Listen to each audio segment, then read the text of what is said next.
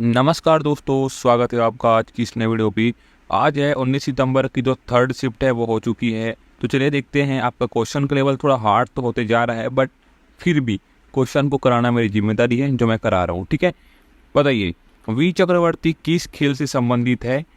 तो ये हो जाएगा आपका क्रिकेट से संबंधित है, और यही क्वेश्चन आपके 19 सितंबर वाले थर्ड शिफ्ट में पूछा भी गया है। ठीक है, तो ध्यान रखिएगा, वी चक्रवर्ती बोला गया तो क्रिकेट से संबंधित है। ठीक है दोस्तों, चलिए अगला है प्लासी बक्सर का युद्ध कब हुआ था। यहाँ पर देखिए प्लासी भी है और बक्सर भी है।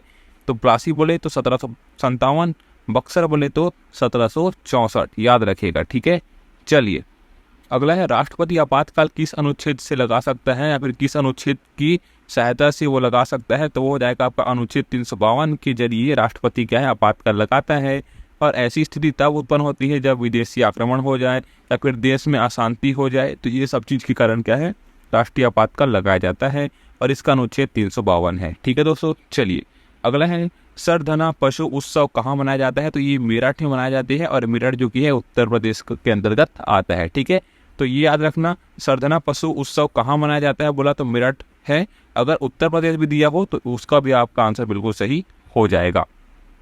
चलिए अगला है नीरज चोपड़ा और शिखर धवन को कौन सा पुरस्कार मिला? तो ये मिला था आपका मेजर ध्यानचंद पुरस्कार, जो कि मिला था नीरज चोपड़ा और शिखर धवन को, याद रखिएगा दोस्तों। ठीक है, चलिए अगला है चौस का युद्ध कब हुआ था? तो देखिए चौस का युद्ध जो कि 1539 में हुआ था। कितने हुआ था? 1539 में चौस का युद्ध हुआ था। इसको अब अच्छे से याद रखिएगा। ठीक है, क्योंकि ऐसे युद्ध वाले क्वेश्चन भी आपके एग्जाम में पूछे जा रहे हैं। ठीक है, चलिए अंकुर योजना किस राज्य से संबंधित है? तो ये हो जाएगा आपका मध्य प्रदेश से, जो कि अंकुर योजना का संबंध है। ठीक है, चलिए अगला है एशियन गेम्स भारत में कब शुरू हुए? और ये तो भारत में ही शुरुआत हुआ था, लेकिन कब हुआ बोला गया तो ये होगा आपका 1951 में। ठीक है, ये पूछ सकते हैं कि एशियन गेम्स कहाँ शुरू हुआ, तो वो भारत में ही हुआ था, और कब हुआ था 1951 में। ठीक है दोस्तों, चलिए इरविंग फिशर का सिद्धांत, देखिए इकोनॉमिक्स से संबंधित क्वेश्चन। इरविंग फिशर का सिद्धांत क्या है? तो वो पूंजीवाद से संबंधित सिद्धांत था किसका?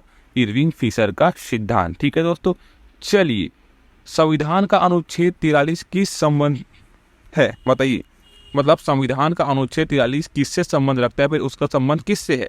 तो इसका हो जाएगा कुटीर उद्योग को बढ़ावा देने हेतु संबंधित है। मतलब जितने भी श्रमिक वर्ग के लोग हैं जो कुटीर उद्योग वाले संबंधी जो चीज़ें हैं ना, जो क्षेत्र हैं कुटीर उद्योग के क्षेत्र हैं, उसको बढ़ावा देने के लिए अनुच्छेद 43 में है। ठीक है, तो चलिए दोस्तों आज के लिए बस इतना ही। मैं मिलता हूँ आपको कल के शिफ्ट में, तब तक के लिए जय हिंद जय भारत।